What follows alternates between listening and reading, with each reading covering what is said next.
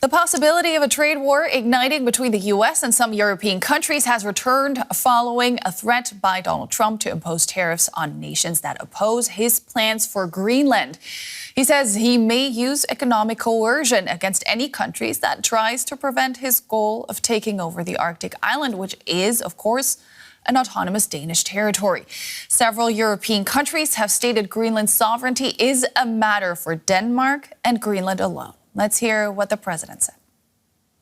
I may do that for Greenland, too. I may put a tariff on countries if they don't go along with Greenland, because we need Greenland for national security. So I may do that. Meanwhile, a bipartisan group of U.S. lawmakers is visiting the Danish capital, Copenhagen, to show solidarity with Greenland despite Trump's threats. The 11-strong delegation has been meeting with leaders from Denmark and Greenland, hoping to reassure Greenlanders and Danes that the U.S. Congress is committed to NATO.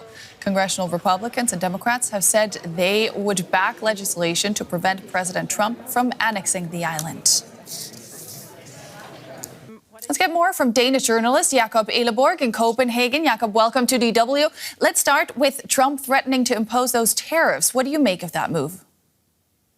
Well, we've been waiting for sort of the next step from the American administration, and it's maybe not surprising that surprising that it's something like this.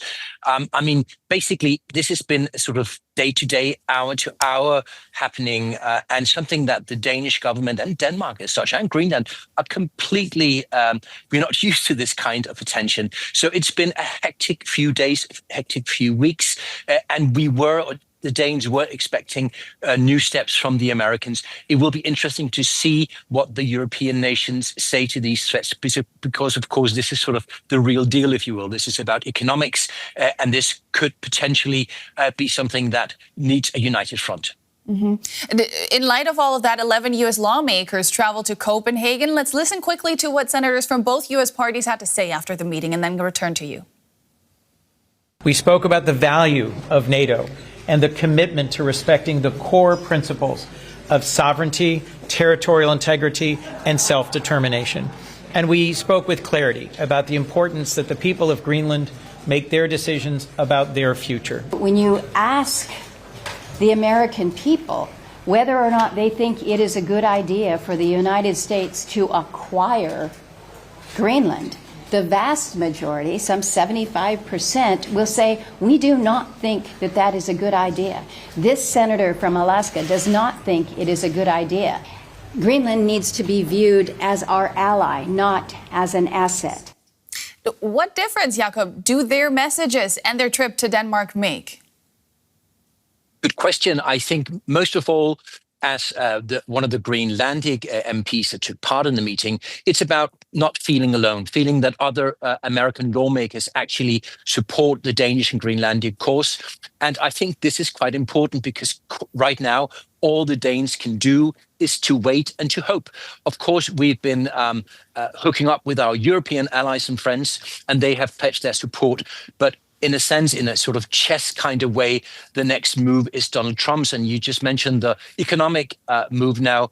We don't know what's going to happen next. And just to feel that some American lawmakers actually see our side and sympathize, I think feels like an important thing. Talking about moves, one that raised alarm bells in Europe to some extent was that a number of European countries sent small contingents of troops to Greenland.